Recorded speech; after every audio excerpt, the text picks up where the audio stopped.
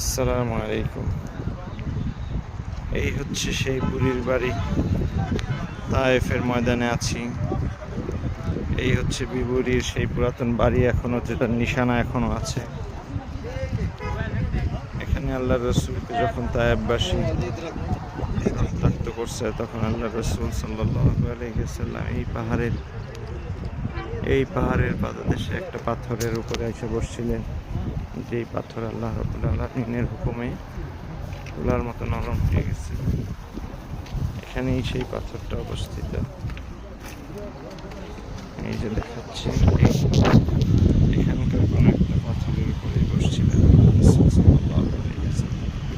আর ওই যে দূরে যে মসজিদটা দেখা যায়, এটাই আল্লাহ রসুল এখানে বসতেন।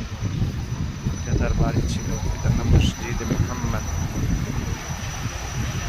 এই পাহাড় আল্লাহ রসুলকে যখন তায়েফবাসী যখন পাথর নিক্ষেপ করে,